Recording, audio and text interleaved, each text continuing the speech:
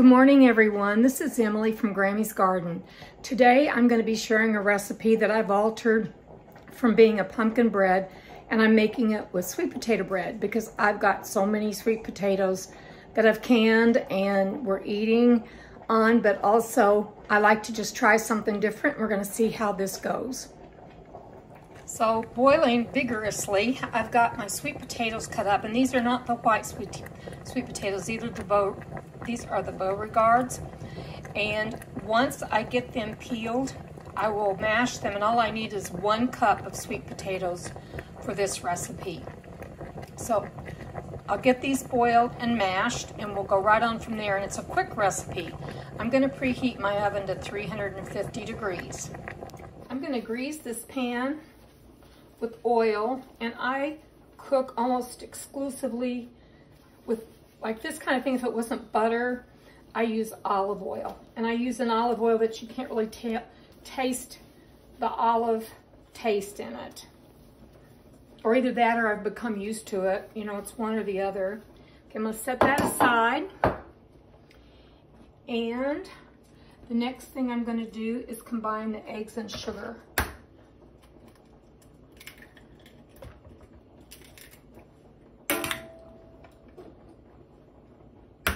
For those of you that are aware that I had chickens, baby chickens, that I had to give up and did give up in the summertime, those chickens are laying, and I've actually had eggs from that, and that was wonderful. Okay, so I'm going to put into this, I'm going to put 1.5 cups of sugar. I'm going to not do, because that's the recipe, but I'm going to do a cup of sugar, and then I'm going to add about 1/3 cup of molasses, because I want a little bit of that.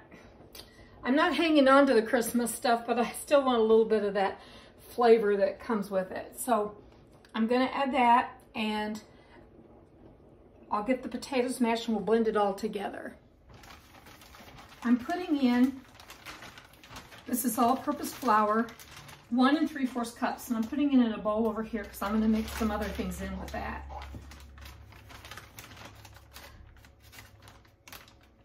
It's about 3/4.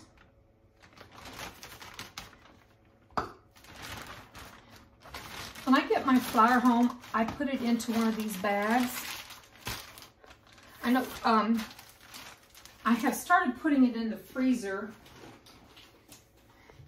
for a few days, and then I put it into one of those bags. I don't buy a lot of bulk flour. I don't buy bulk flour at all. The biggest I buy is like 8 or 10 pounds, because it's not like I'm feeding a big family all the time. Okay, then next up is going to be 1 teaspoon of baking soda. I may have to open up my other one. I use baking soda for everything. I use it to clean my drains with. Let me get this out.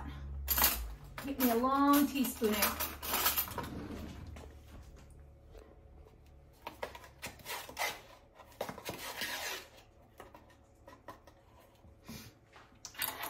See if I can do this. I'll do it over here. Well, that's good to know. My spoon for tea is exactly a teaspoon. Good to know. All right, I'm gonna just mix this around. So I've got the flour and the 1 teaspoon of baking soda, 1/2 teaspoon of cinnamon,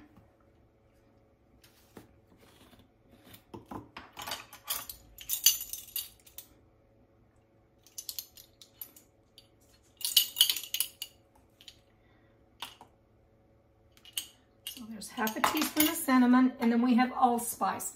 Those are the only spices other than the salt. 1/2 teaspoon of nutmeg as well. I sure would like to put some ginger in here, but it would almost make it taste like a gingerbread thing, and I'm not going to do that. So make sure I'm measuring right. Ooh, that smells good. I love the smell of allspice.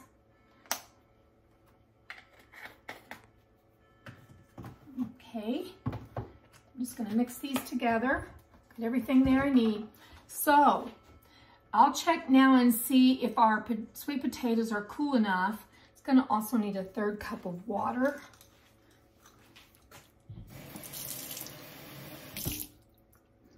You know, for Christmas, my oldest son gave me a set of cookie decorating and cookie food, like dies for the icings, and that's going to be a lot of fun when I get going with that.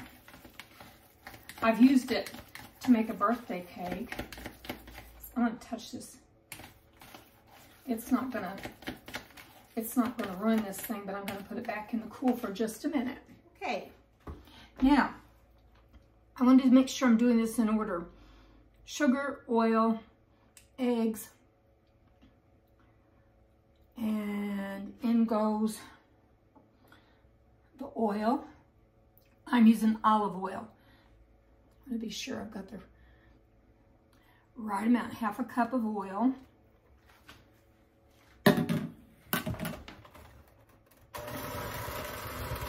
I want to be sure you guys can see this.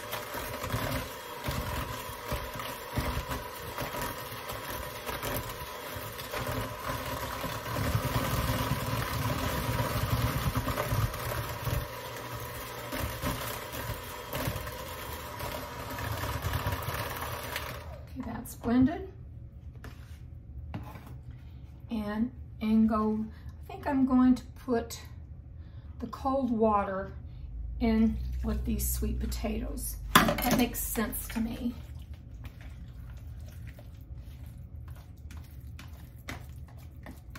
You'll see I'm using a fork and not a spoon. That's how I cook, you all. That's how I cook and that's how I bake. I'm wanting to learn to make a pavlova or meringue, cookies even, macarons. I think is how the French pronounce them, macarons. I'm wanting to learn to do that because I've never made that.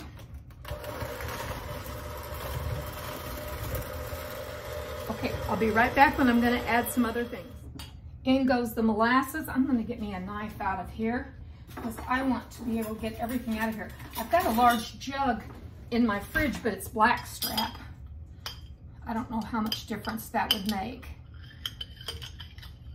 And this is going to be just an addition that I came up with. You all know that your recipe will be fine just as it is without putting this molasses in, if you don't want molasses. Because this is an addition, I said. This is something I decided I wanted to taste. Molasses is another thing that's really good for us. I read the bottle because some of the bottles you'll look and it has corn syrup in it, just like some of the honeys, and I don't want that. No, thank you. If I'm wanting molasses or honey, I want molasses or honey. And I went out yesterday to film. I took some sugar water out for the bees because we were getting up to 50, we got up to 54 degrees. And as I saw it, 2 bees came. They were probably foraging for the other bees, but no others came along that I could tell. It's awful cold. And we had wind chills of -31 a couple of weeks ago. All right. Looks like all that's left is the flour and the pecans. So I'm going to add just a little at a time.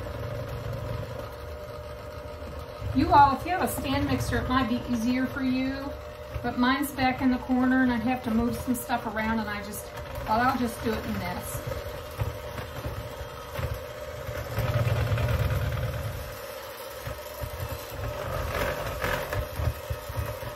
Okay, this is all nice and blended. All we do is add the pecans, put it in the pan, and put it in the oven, 350 degrees. And I'm going to be checking on it sooner than an hour, of course, but it's 1 hour is what the recipe said. And the pan shouldn't be floured, it should just be greased. And I want you to see the kind of over here in a corner today.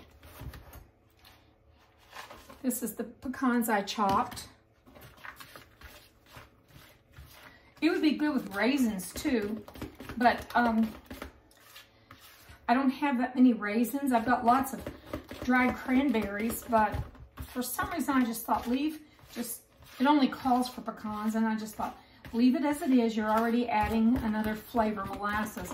So if you're doing a recipe and you want to do it and try it out and change it to make it like flavors you might enjoy more, there's some things you just can't change a lot, like the amount of flour and leavening, like baking powder or baking soda, sugar and all that. This didn't call for vanilla, which I could see, I guess, with it being more of a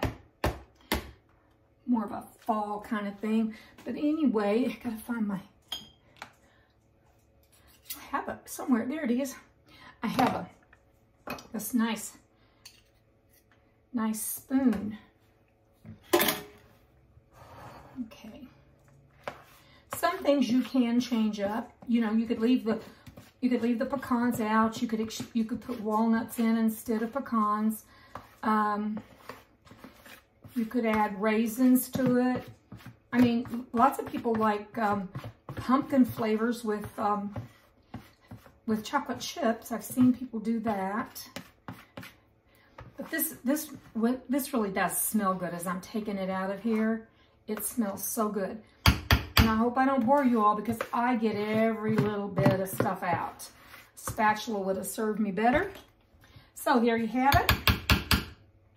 It's going into the oven, and when it comes out, I'll show you. Okay, everybody, it's out of the oven. It's cooled a little bit, and I'm going to take a taste test. And it's good.